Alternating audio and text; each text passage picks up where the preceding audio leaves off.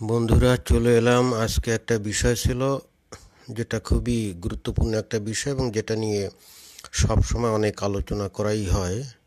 দাবি করা হয় যে ইসলামে নারীর অনেক সম্মান এবং আমরা সেটা জানিও। প্রত্যেকটা আলেম, প্রত্যেকটা ইসলামী স্কলার সহ যাবতীয় দুনিয়ার যত মুমিন বান্দা আছে সবাই কিন্তু এই বিষয়টা দাবি করেন যে ইসলামে নারীকে সীমাহীন মর্যাদা দেওয়া হয়েছে। তো আসতে একটু দেরি হয়ে গেল বন্ধুরা, আপনারা একটু বন্ধুবান্ধবদেরকে একটু ইনভাইট করুন এবং তারপরেই আমরা খুব দ্রুত আমাদের আলোচ্য বিষয়ে আমরা চলে যাব। সর্বপ্রথমে আমি জানতে চাচ্ছি, কেউ একটু দয়া করে কমেন্ট বক্সে একটু বলুন যে আমার কথা শোনা যায় কি না। দয়া করে কেউ একটু ইয়ে করুন। অনেকেই চলে এসছেন দেখছি।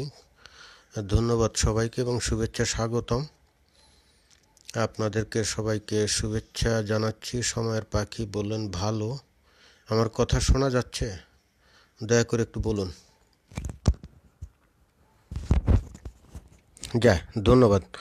আচ্ছা, যেটা আমি নজর করছি যে ফেসবুকে আমার বক্তব্য যত মানুষ শুনে তার থেকে অনেক বেশি শুনে ইউটিউবে। সুতরাং যারা ইউটিউবে আপলোড করেন তাদেরকে অনুরোধ করব, প্রথম দিকের যে কথাগুলো বলি, অর্থাৎ 3-4 মিনিট যে ভূমিকামূলক কথাবার্তা বলি, এটা যদি আপনারা এডিট করে বাদ দিয়ে পরবর্তী অংশ শুধুমাত্র যেটা প্রয়োজনীয় সেই অংশটুকু যদি আপনারা আপলোড করেন তাহলে আমার মনে হয় ভালো হবে।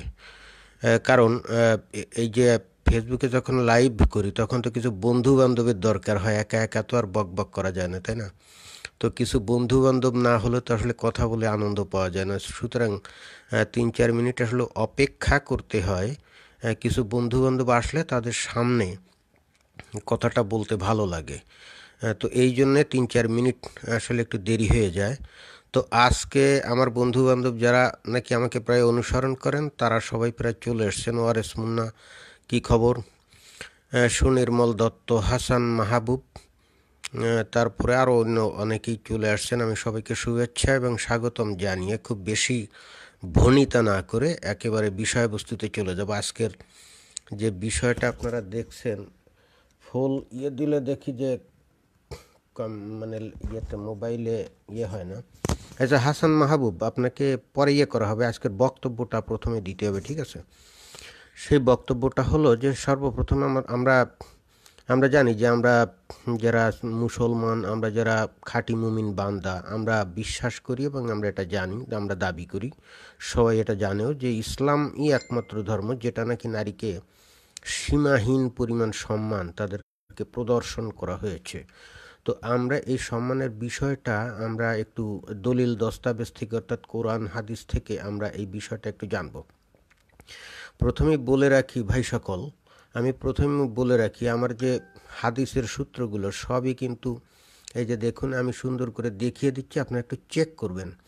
www.hadithbd.com এখান থেকে নেওয়া এবং এখানে বাংলাদেশ থেকে বাংলা ভাষায় প্রকাশিত যত হাদিস কিতাব আছে সবগুলো কিন্তু এখানে পাওয়া যাবে। আপনারা যারা আগ্রহী ব্যক্তি আছেন তারা দয়া করে এই সাইটে যাবেন এবং আপনারা এখান থেকে আপনারা দেখতে পারেন। আর যদি আপনাদের ল্যাপটপে ভালো না লাগে তাহলে যেটা করবেন, এই যে আপনারা গুগল প্লেতে গিয়ে বাংলা হাদিস এই শব্দটা লিখে আপনারা সার্চ দিবেন। দিলে দেখবেন যে অনেকগুলো সফটওয়্যারই আসবে। তো তার মধ্যে এই ছবি যেটাতে আসবে, এই যে বাংলা হাদিত, দেখেন যে ইংরেজিতে যেটা লেখা আর বাংলা হচ্ছে বাংলা হাদিস। আর এই যে মনোগ্রাম যেটা আসবে, যে বাংলা হাদিস দিয়ে যে BH যে মনোগ্রাম, আপনারা যদি এইটা ডাউনলোড করে ইনস্টল করে নেন আপনাদের স্মার্টফোনে, দেন আপনারা কিন্তু ওই যে আগের যে ওয়েবসাইটটা দেখাইলাম ওই ওয়েবসাইটের যাবতীয় হাদিস আপনারা পেয়ে যাবেন। অর্থাৎ বাংলাদেশ সরকারের অধীনে যে ইসলামিক ফাউন্ডেশন আছে এবং এই ইসলামিক ফাউন্ডেশন সহ যে আপনার তাওহিদ প্রকাশনী, মাদানী প্রকাশনী সহ ইত্যাদি যাবতীয় যত প্রকাশনী আছে বাংলা ভাষায়, যারা কোরআন এবং হাদিস প্রকাশ এবং প্রচার করে থাকেন, সবগুলো আপনারা পাবেন। তো এখানে আপনারা পাবেন। আমি এখন এখান থেকে যে সমস্ত হাদিস বলবো, দয়া করে আপনারা একটা কাজ করবেন, যে পরবর্তীতে এই লাইভটা শেষ হয়ে গেলে আপনি একটু ক্রস চেক করে দেখবেন। ক্রস চেক করে দেখবেন, কারণ আমি তো মিথ্যা কথাও বলতে পারি, তাই না? আমি তো অনেক মন গড়া কথাবার্তা, কিসা কাহিনী এগুলো বলতে পারি। সুতরাং আপনাদেরকে আমি বিনয়ের সঙ্গে অনুরোধ জানাবো যে আপনারা দয়া করে পরবর্তীতে এগুলো ক্রস চেক করবেন। তো যাই হোক, ভূমিকামূলক কথা শেষ, এবার আমরা মূল প্রসঙ্গে চলে যাই। আমরা সর্বপ্রথমে নারীদেরকে যে অত্যন্ত সম্মান দেওয়া হয়, এর জন্য যে বক্তব্যটা আমরা দিয়ে থাকি সেটা হলো যে জান্নাত হলো মায়ের, অর্থাৎ সন্তানের জান্নাত হলো তার মায়ের পায়ের নিচে। এই যে দেখুন যে এখানে আছে যে সুনানে, এই সময় খুব বেশি মেসেজ ইন্টারাপশন হয়। আচ্ছা যাই হোক, আমরা সুনানে নাসাই ইসলামিক ফাউন্ডেশন অধ্যায় হলো 25, যার বিষয়বস্তু হলো জিহাদ, হাদিস নম্বর হলো 3108। আপনারা পুরোটা পড়ে নেবেন। তবে একেবারে লাস্টে আমি পড়ে দিচ্ছি যে তিনি বললেন, তোমার মাতা আছে কি? সে বলল হ্যাঁ। তিনি বললেন, তার খিদমতে লেগে থাকো, কেননা জান্নাত তার পদদয়ের নিচে। অর্থাৎ এখানে বলা হচ্ছে যে সন্তানের জান্নাত বা বেহেশত হলো তার মায়ের পায়ের নিচে।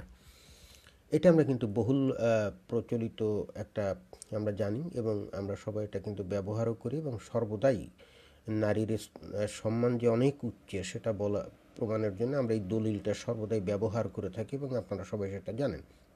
এই একই হাদিস পাওয়া যাবে এই সুনানে ইবনে মাজার অধ্যায় হলো 18 জিহাদ, বিষয়বস্তু জিহাদ, হাদিস নম্বর হলো 2781, এবং সেখানেও বেশ একটা বড় হাদিস। আমি এটা সময়ের ইয়েতে আমি পড়বো না, আমি আবার বলছি যে সুনানে ইবনে মাজা অধ্যায় হলো 18, জিহাদ, হাদিস নম্বর হলো 2781।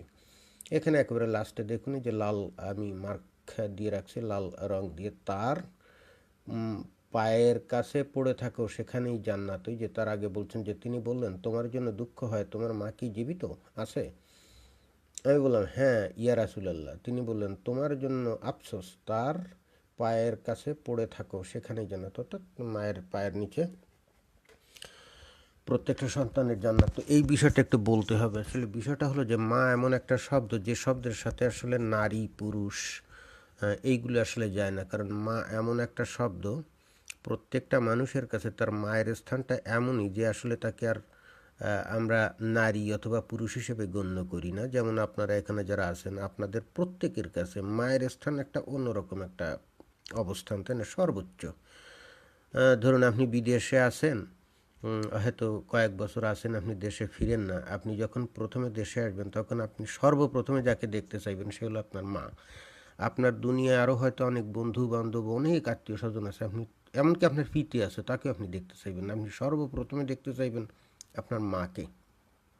সর্বপ্রথম আপনি আপনার মাকে জড়িয়ে ধরতে চাইবেন, তারপরে আপনি অন্য মানুষ আপনি খুঁজবেন। সুতরাং মায়ের অবস্থান হচ্ছে সবচাইতে উঁচুতে প্রত্যেকটা সন্তানের কাছে। আমি আবারও বলছি, সন্তানের কাছে। সুতরাং মাকে আসলে আমরা যে অবস্থায় তাকে রাখি, যে মায়া মমতা ভালোবাসা স্নেহ ইত্যাদির মাধ্যমে আমরা মায়ের অবস্থানটা আমাদের কাছে এমন অবস্থায় রাখি যে সে আর আসলে মানুষ হিসাবে থাকে না, সে আসলে মা মানে সে আসলে নারী হিসাবে থাকে না, সে কোনো কিছু হিসাবে থাকে না, তার মানে পজিশনটা কমপ্লিটলি ডিফারেন্ট। অর্থাৎ সন্তানের সাথে মায়ের সম্পর্ক দিয়ে নারীকে বিবেচনা করা যাবে না, কারণ মাকে আমরা নারী হিসাবে বিবেচনা করি না। আমি আবারও বলছি, মাকে কোনো সন্তান তার মাকে নারী হিসাবে বিবেচনা করে না। সুতরাং সন্তানের সাথে মায়ের সম্পর্ক দিয়ে নারীর সম্মান নির্ধারিত হয় না। নারীর সম্মান নির্ধারিত হয় সেই নারীটার সাথে তার স্বামীর যে মান মর্যাদা অধিকার, এইটার তুলনা করে। মায়ের অর্থাৎ নারীর কখনোই সম্মান বা মর্যাদা তার সন্তানের সাথে সম্পর্কের ভিত্তিতে নির্ধারিত হয় না। নারীর সম্মান এবং মর্যাদা নির্ধারিত হয় তার স্বামীর সাথে মান এবং সম্মান ও অধিকারের তুলনা করে। সুতরাং আমরা বহুল প্রচলিত হাদিস দুইটা দেখলাম এবং আমরা জানলাম যে মা আমাদের সবার কাছেই একেবারে সর্বোচ্চ সম্মানের অধিকারী। কিন্তু এই মা তো অবশেষে একজন নারী, তাই না? এখন মা বাদ দেন, নারীকে ইসলামে কিভাবে সম্মান এবং মর্যাদা দেওয়া হয়েছে এটা নিয়ে ইহুদি, নাসারা, কাফের, নাস্তিক, তথাকথিত মুক্তমনারা অনেক এলোমেলো কথাবার্তা বলে। তারা নানা রকম অপপ্রচার চালায় যে নারীকে নাকি নানাভাবে অপমান, নির্যাতন এগুলো করা হয়েছে। তো আমাদেরকে আসলে সেগুলো দেখতে হবে যে এই ইহুদি, নাসারা, কাফের তথা ফেসবুকের ইদানিংকার যে সমস্ত তথাকথিত মুক্তমনা তারা যে কথাবার্তাগুলো বলে এগুলো আসলে সত্য নাকি মিথ্যা। তো আমরা তার পরে চলে যাই। নারীরা হলো উত্তম সম্পদ বা দামি বস্তু। কেন? এই যে সুনানে ইবনে মাজা তাওহিদ পাবলিকেশন অধ্যায় 9 বিবাহ হাদিস নম্বর হলো 1855। আমি আবারও বলছি, ইবনে মাজা তাওহিদ পাবলিকেশন অধ্যায় 9 বিবাহ অর্থাৎ বিবাহ অধ্যায় হাদিস 1855। এখানে বলছে আবদুল্লাহ ইবনু আমর থেকে বর্ণিত রাসূলুল্লাহ সাল্লাল্লাহু আলাইহি ওয়াসাল্লাম বলেন, গোটা দুনিয়াই হলো সম্পদ, আর দুনিয়ার মধ্যে পুণ্যবতী স্ত্রী লোকের চেয়ে অধিক উত্তম কোনো সম্পদ নাই। খেয়াল করুন, গোটা দুনিয়া সম্পদ, রাইট? গোটা দুনিয়াতে অনেক ধন সম্পদ আছে, জমি আছে, খনিজ সম্পদ আছে, স্বর্ণ, রূপা, এটা ওটা সেটা নানা কিছু আছে, গাছপালা, অনেক, হ্যাঁ অনেক সম্পদ আছে। এবং পুণ্যবতী যে স্ত্রীলোক অর্থাৎ যারা নাকি ধার্মিক মুমিনা স্ত্রীলোক, তাদেরকেও এখানে সম্পদ হিসেবে তুলনা করে বলা হচ্ছে তাদের চাইতে উত্তম কোনো সম্পদ নাই।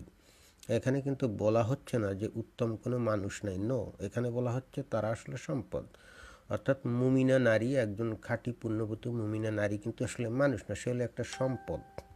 অর্থাৎ অন্যান্য যে বস্তুগত যে সম্পদ আছে সেই সম্পদের মতো। এখন আপনারা হয়তো বলবেন যে বাংলাদেশে তো অনেক লোকজন আছে, তো সরকার তো প্রায়ই বলে যে মানব সম্পদ, মানব সম্পদ, তাহলে কি মানুষ কি আসলে এখানে সরকার কি মানুষকে আসলে বস্তু হিসেবে গণ্য করে কি না?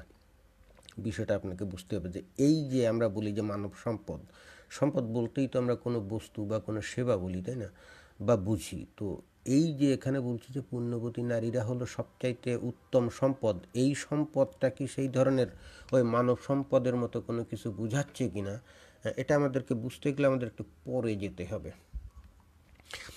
আমরা একটু দেখি সুনান ইবনে মাজা তাহিদ প্রকাশনী অধ্যায় হলো 9 বিবাহ অধ্যায় হাদিস নম্বর হলো 1918। আমি কিন্তু সুন্দর করে বলে দিচ্ছি, দেখিয়েও দিচ্ছি, যারা পরবর্তীতে করবেন, এই যে আমার মনে হয় যে তারা ভিডিও ছবি থেকে নাম্বারও বের করতে পারবে। সুনান ইবনে মাজা তাহিদ প্রকাশনী অধ্যায় 9 বিবাহ হাদিস নম্বর হলো 1918। আবদুল্লাহ ইবনে আমর থেকে বর্ণিত নবী সাল্লাল্লাহু আলাইহি ওয়াসাল্লাম বলেন, যখন তোমাদের কেউ স্ত্রী, দাস বা দাসী অথবা একটা পশু লাভ করে, আবার পড়ি, যখন তোমাদের কেউ স্ত্রী লাভ করে বা দাস দাসী লাভ করে অথবা একটা পশু লাভ করে, তখন সে যেন তার কপালে হাত রেখে বলে, হে আল্লাহ, আমি তোমার নিকট এর মধ্যে নিহিত কল্যাণ প্রার্থনা করি এবং যে কল্যাণ এর মধ্যে গচ্ছিত রাখা হয়েছে, আমি তোমার নিকট এর অনিষ্ট হতে এবং যে অনিষ্ট সহ একে সৃষ্টি করা হয়েছে তা হতে আশ্রয় চাই। তার মানে বিষয়টা হচ্ছে এখানে দেখুন যে একটা স্ত্রী পাওয়ার সাথে দাস দাসী পাওয়া অথবা একটা পশু পাওয়া লাভ করা এই একই কাতারে ফেলা হচ্ছে।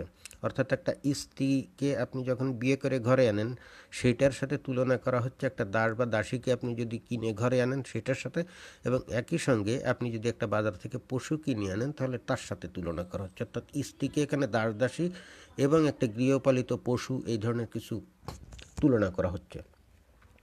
আপনি দেখেন এখানে খুব পরিষ্কারভাবে বলছে যে অনিষ্ট সহ একে সৃষ্টি করা হয়েছে, একে মানে কি ওই যে স্ত্রী অথবা দাস বা দাসী অথবা পশু।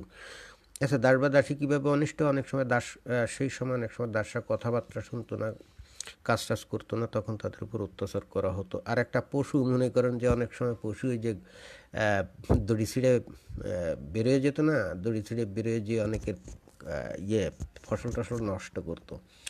আসলে এই ধরনের এই দাস বা দাসী এবং পশুর সাথে কিন্তু স্ত্রীকে তুলনা করা হচ্ছে, সে একটা অনিষ্টকর প্রাণী, বুঝছেন? তার মানে এখানে স্পষ্টতই স্ত্রীকে অর্থাৎ আপনার স্ত্রীকে দাস বা দাসী এবং পশুর সাথে তুলনা করা হচ্ছে। অর্থাৎ স্ত্রী একটা গৃহপালিত পশু বা দাসীর চাইতে ভিন্ন কিছু না, অর্থাৎ একই, ওরা একই কাতারের আচ্ছা, সুনানে আবু দাউদ অধ্যায় হলো 6 বিবাহ অধ্যায় হাদিস নম্বর 2157। এখানে বলছে যে উসমান ইবন আবু সাইবা ও আবদুল্লাহ ইবন সাইদ আমর ইবন শুয়াইব তার পিতা হতে, তিনি তার দাদা হতে, তিনি নবী করিম সাল্লাল্লাহু আলাইহি ওয়াসাল্লাম হতে বর্ণনা করেছেন, তিনি ইরশাদ করেন, যখন তো তোমাদের কেউ কোনো রমণীকে বিবাহ করে অথবা কোনো দাস খরিদ করে। আবার দেখেন অন্য আর একটা হাদিসে একই কথা বলছে যে একটা নারীকে বিবাহ করা এবং অথবা কোনো দাস খরিদ করা, অর্থাৎ একটা বিবাহ করা এবং দাস খরিদ করা কিন্তু একই জিনিস। তখন সে যেন বলে, হে আল্লাহ, আমি তোমাদের নিকট এর উত্তম স্বভাব ও সৎ চরিত্রের জন্য দুআ কামনা করছি এবং এর মন্দ স্বভাব ও অনিষ্টতা হতে তোমার নিকট সাহায্য প্রার্থনা করছি। আর যখন কেউ কোনো উট খরিদ করে তখন সে যেন এর ঝুঁটি স্পর্শ করে এরূপ বলে। ইমাম আবু দায়ুদ বলেন, রাবি আবু সাইদ অতিরিক্ত বর্ণনা করেছেন, সে যেন স্ত্রীর ও দাসের কপালে স্পর্শ করে বরকতের জন্য দুয়া করে। উঠছেন, তার মানে আপনি একটা নারীকে বিয়ে করা আর একটা দাস খরিদ করা একই জিনিস, এবং এই দুইটাই কিন্তু অনিষ্টের কারণ, যে কারণে আল্লাহর কাছে সাথে সাথেই কিন্তু এই দোয়া করতে হবে তাদের কপালে হাত রেখে যে, হে আল্লাহ, এই দুইটা জিনিস, আমি একটা স্ত্রী বিয়ে করে আনছি, তো এই স্ত্রীর যে ক্ষতিকর বিষয়গুলো থেকে আমাকে রক্ষা করো। যেমন দাসী ক্রয় করে আনলে বা পশু ক্রয় করে আনলে একই সঙ্গে আমরা এটাই কামনা করি যেন তার থেকে আমরা, তার সেই ঝামেলা থেকে আমরা রক্ষা পাই। এই যে হাদিসের মান হল হাসান। তাহলে এখানে নারী কিন্তু আসলে দাসী এবং গৃহপালিত পশুর চাইতে ভিন্ন কিছু না। আমরা পরে যাই, আসলে নারীদের প্রকৃত সম্মানটা কোথায়।